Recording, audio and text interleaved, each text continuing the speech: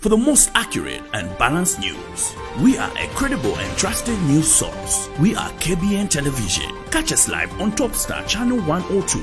And remember to like our page KBN TV on Facebook for all breaking news. KBN, the finest television.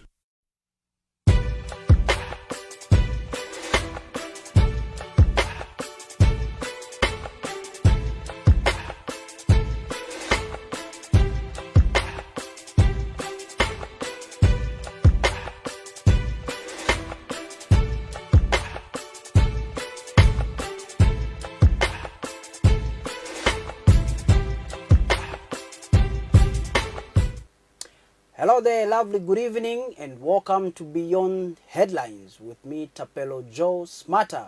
Tonight, we look at the trending headlines that have been happening in the recent past in our country. We'll look at the national address by His Excellency Dr. Edgar Chagwa Lungu. We'll also look at some of the headlines that had to do with youth protests, the 30 million allocated to artists, Malawian elections as well, and partly we'll look at Bill 10 and the freedom of speech. My guest is a social commentator and I'm sure most of you know him. My guest for tonight is Mr. Kelvin Sanga. Mr. Sanga, good to see you and welcome to Daylight. Yeah, good evening viewers. Okay, now if you want to be a part of Beyond Headlines, apologies for mentioning Daylight. If you want to be a part of Beyond Headlines, all you can do is like our Facebook page, that's KBN TV on Facebook. Follow us, leave a comment, as well as if you're catching us on the Topstar decoder, it's channel 102. Be part of the conversation. The number is right on your screen. Come through and be interactive with us. Okay, Mr. Sanga, first things first. During the national address, the president did make mention that he is allocating, or he has directed the ministries that be to issue out 30 million kwacha to the artists so that they can be helped in one way or the other. Your views on this revelation by the president? Well, from the way I've just actually seen this pronunciation of 30 million youth empowerment, which is actually categorized in the artist, I would say it has a lot of questions, and it was also something that has got a haphazard kind of thoughts in many people's minds. It's something that maybe one would even say it is not enshrined in our 2020 national budget. Mm-hmm. Yeah, and then the other aspect that it has actually been triggered because there was a protest. Yeah, so I think if it was something that actually happened in the way that the youth were not able to protest, it would have augured very well. But with this concept, a lot of questions are raised. Okay. Yes. Would you forgive somebody for saying this is a reactive measure from the government as opposed to being proactive? Because you've mentioned the aspect of youths protesting.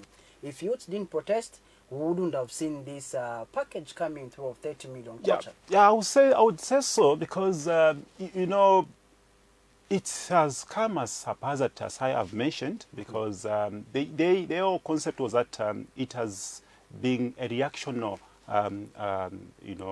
action which has actually come as a result of the youth protesting. So if it's something that was just right there, even way before the protest, it would have augured very well.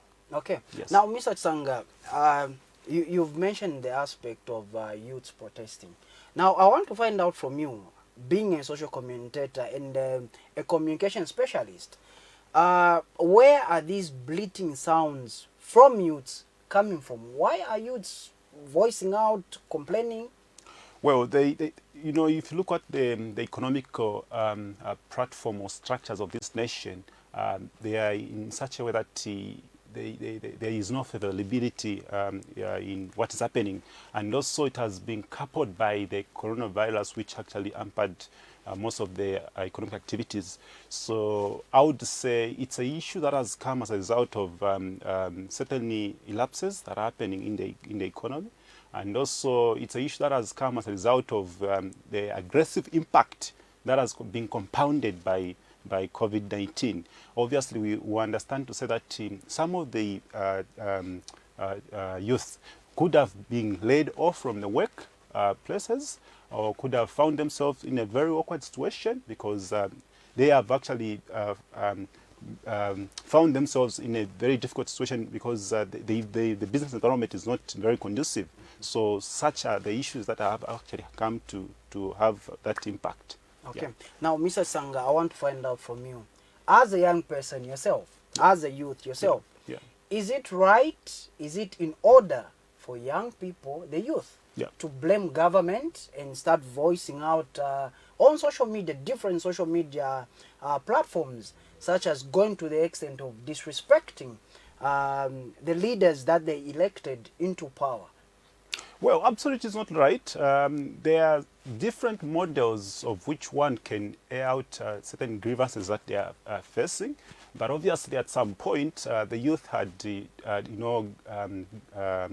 had come up with a conclusion to say, look, let's go protest a normal way by, seeking forth the police order and all those things. But again, also the issues that they were not able to be granted that. Mm-hmm. So in the end, they ended up now doing whatever they could have done. But of course, it's not in order. Mm-hmm. There must have been a proper modality to go about it.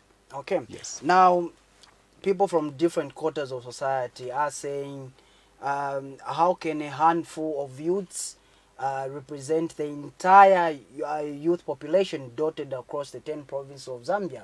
And the other question that is emanating from all this debate is, do we have young people that are neutral? Because certain people are saying these young people have political ambitions. Okay. These young people are politically affiliated. What is your view as a social communicator? Well, I will be very honest with you, and in my answering, I'll be very affirmative. Each and every person is a political animal. So you cannot detach yourself from politics, whichever way you think of it. Either, even if you tend to voice out a certain word on a neutral ground, at some point you find yourself aligning to the other side. So whichever way, I would mention to say that these are the people that will be able to take up government position at some point. So probably it's a breeding ground now for them to start going that direction. But again, also there must be a way where our stakeholders in the political circles should be able to understand that democracy, they should allow freedom of speech. Okay. Yes. Now, talking about freedom of speech, that was my other item.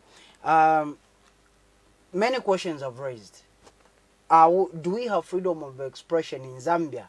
Is it under threat? This has been one of the hot cake in the media circles as far as press freedom is concerned. Maybe I will just flash you back a bit.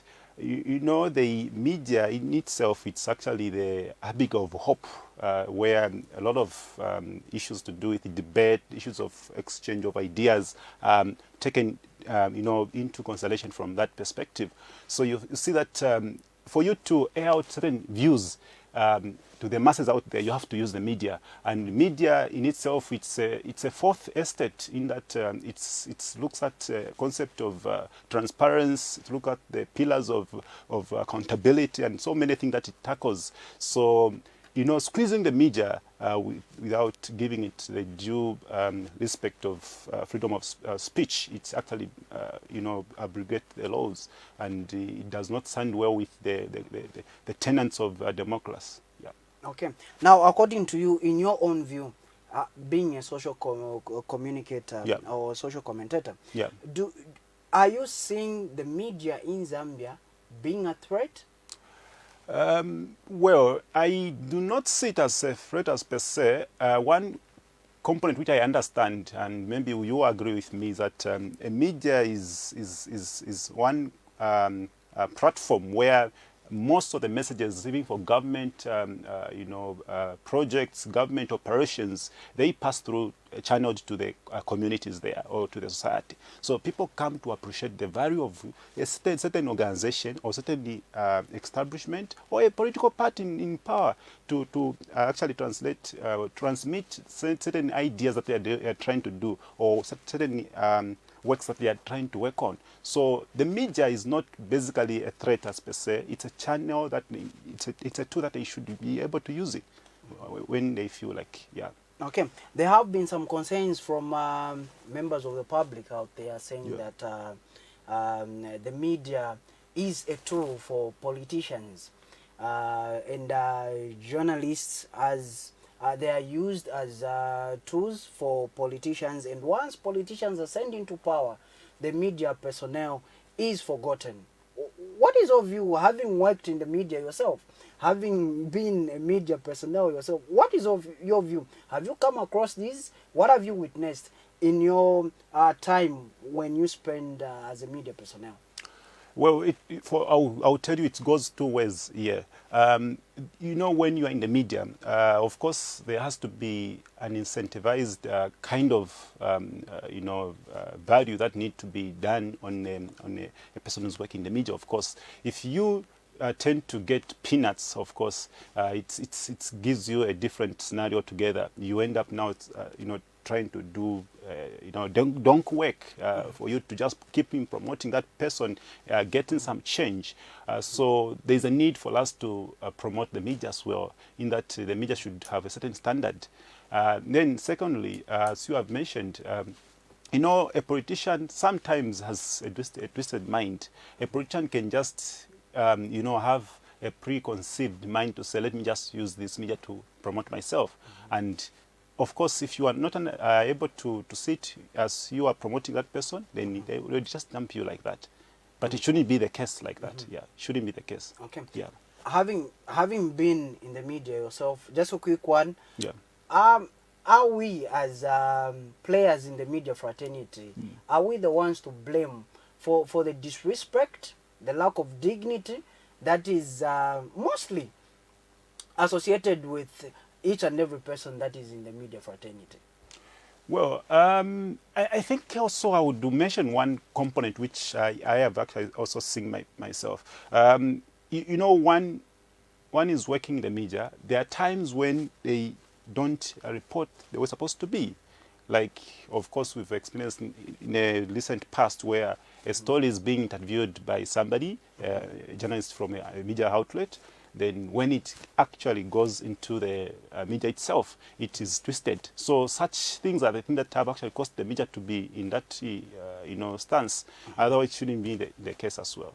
Okay. Yeah. Now, moving on, one of the recent and headline that has been trending is that of Bill 10 being deferred to a later date. I know you have followed that matter with keen interest. I just want to get your views on that one.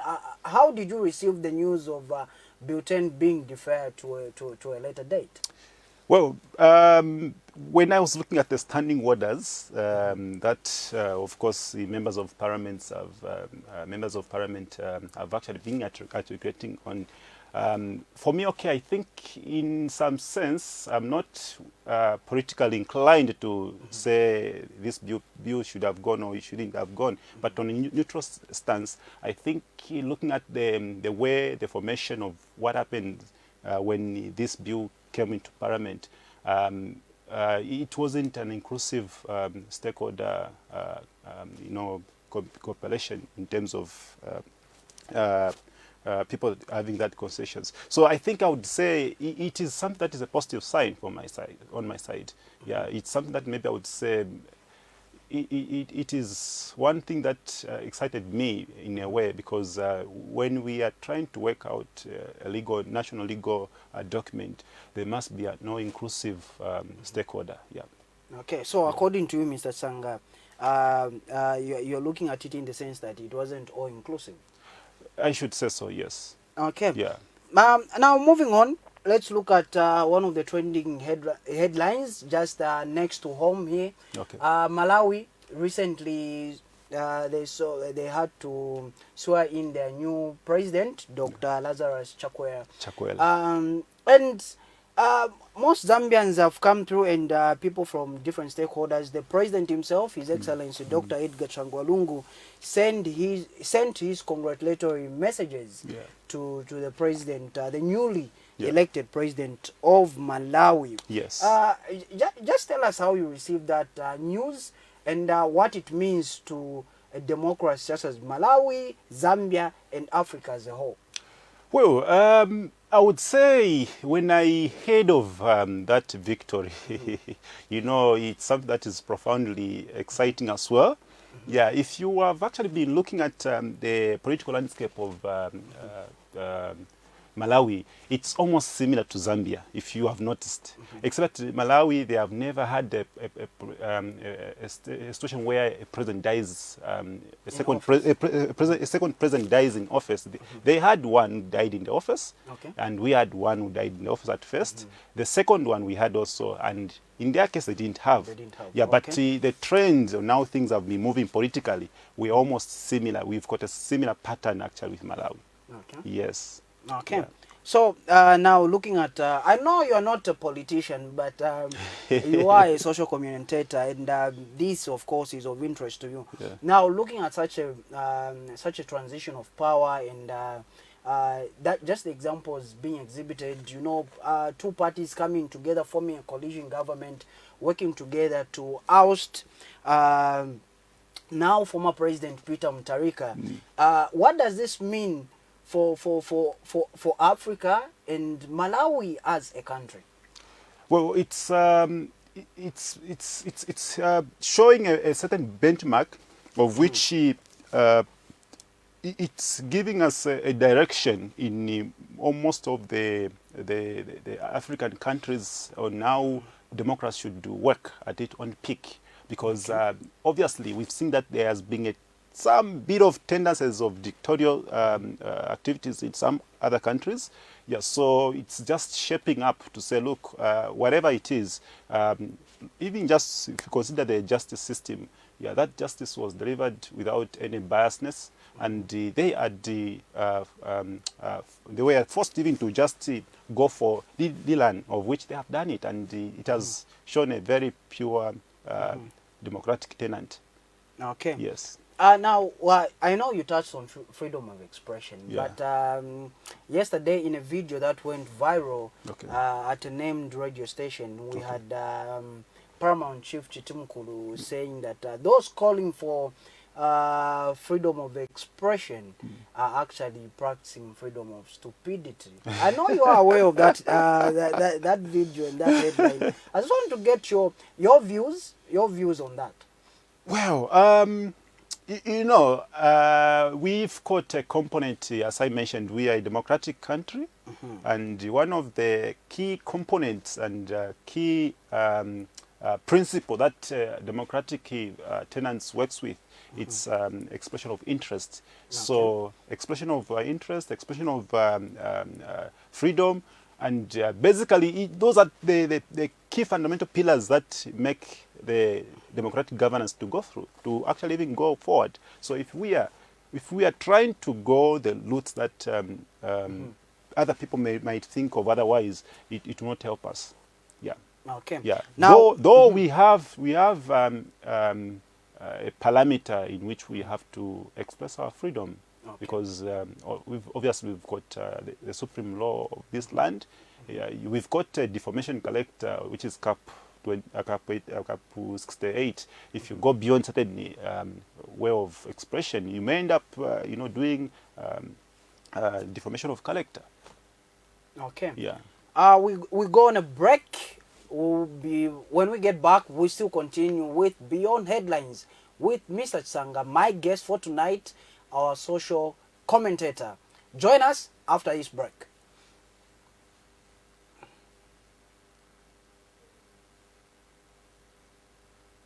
Freedom of expression, in fact, it has turned to freedom of stupidity. It is now freedom of stupidity. Umuntu kuti alanda vevyalefu amuno mucha. Kuti atukana, kuti achitanshi bantu kafipi barukuku. kuti antuka kale bamuchereka beza pano pa radio banantuka ni freedom ya musango shibalifwa poverty corruption ni intwani is big business throughout the world. Pope walide embano balino kuti we are fighting corruption mu Vatican. Corruption ile muno muchalo mweka mubola ba FIFA shani tabomfwako. Corruption is throughout the world because corruption is big business. Na poverty ema big businesses tukwete muno chalo. So if you viene kukana umfwa panto no bae but there are very few people think in this country. If you balemba. So nga takuli abale tontonga ni fyo fin. Freedom of expression. In fact, there is what is called freedom of stupidity, muno muchalo.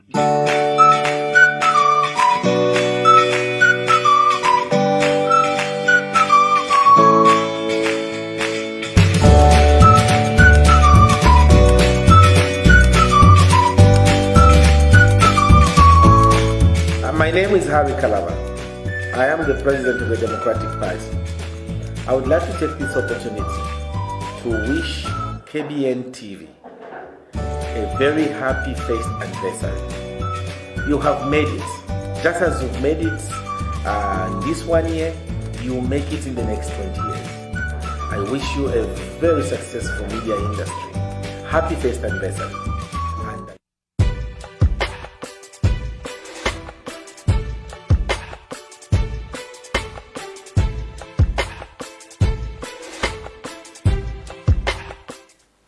Okay, thank you so much for still joining us on Beyond Headlines. If you would like to be part of this show, all you have to do is send us a text on that number scrolling or displayed on your TV screens.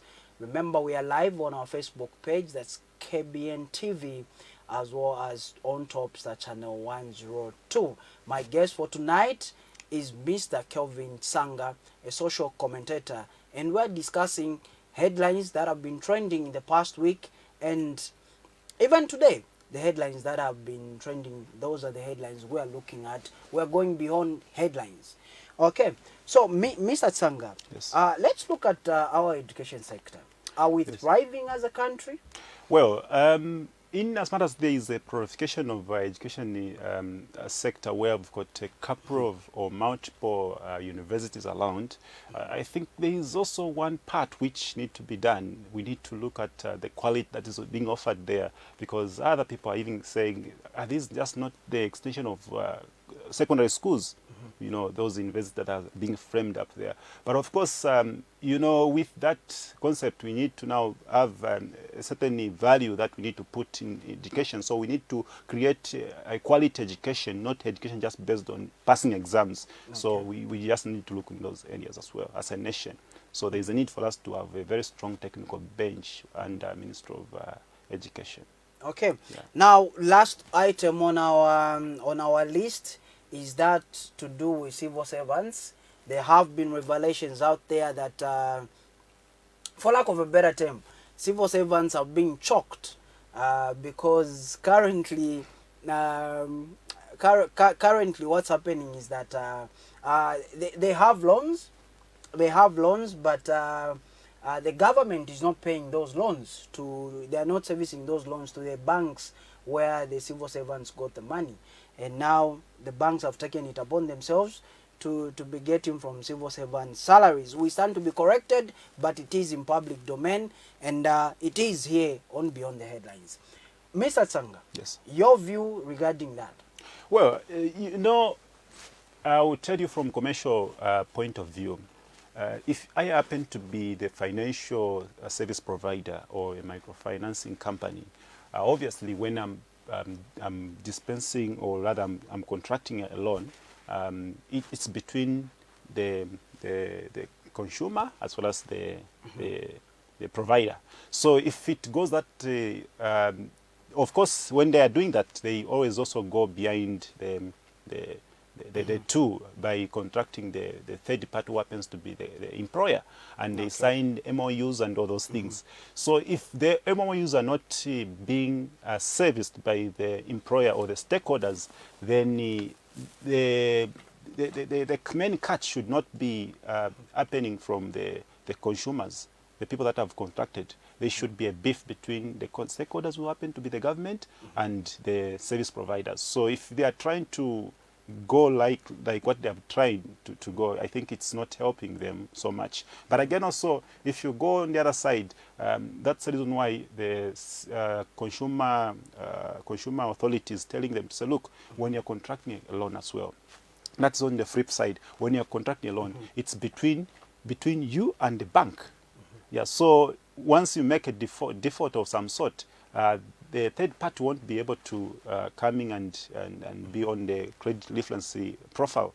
So in one way or the other, it means that the government, when it's not giving the money to the financial providers, at some point, if you are servicing using your own money from the salaries, at some point that money becomes yours. Yeah. Okay, now Mr. Chisanga, just on that one, we have now seen most lending institutions saying we can only lend to civil servants. Yeah, okay. We can't lend money to somebody who works in the private sector. Yeah. Because civil servants, of course, most people use a term. There's a term that they use to say they are stable. Is it? Yes, they are stable. So now when such happens, and we've seen in the recent past, some lending institutions laying off their workers and eventually closing, because they can no longer be sustainable. Okay. Thank you very much for that correction. Yeah. Be sustainable. So now, where is the whole confusion coming from? From the government, from the lending institutions, or from the individual? No, let me just give you a little bit of a profile. We understand that economically our nation is not in a good economic structure. Yeah, we've got quite a number of challenging factors that are taking place in the economy itself. Yeah, so looking at the debt servicing issues, looking at the issues to do with the a lot of aspects like issues to do with the importations, issues to do with the taxes and all those things. So obviously, you know that the government is stake in terms of revenue is shrinking. And you know, if you look at even what has been compounded by the COVID-19, it has even made it worse. You know, the collection is in the negative through the revenue house, which is the LRA.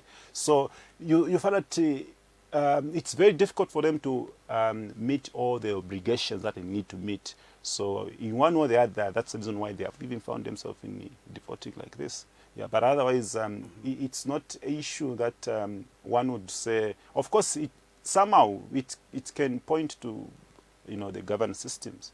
Yeah. Okay, Mr. Chisanga. On that note, I'd like to thank you for having made an appearance on Beyond Headlines. Thank you. Okay, so that was my guest, Mr. Chisanga, a social commentator making an appearance on Beyond Headlines.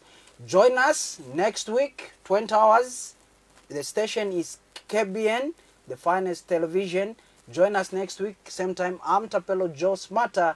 Good evening, stay blessed, pleasant viewing. For the most accurate and balanced news, we are a credible and trusted news source. We are KBN Television. Catch us live on Topstar Channel 102. And remember to like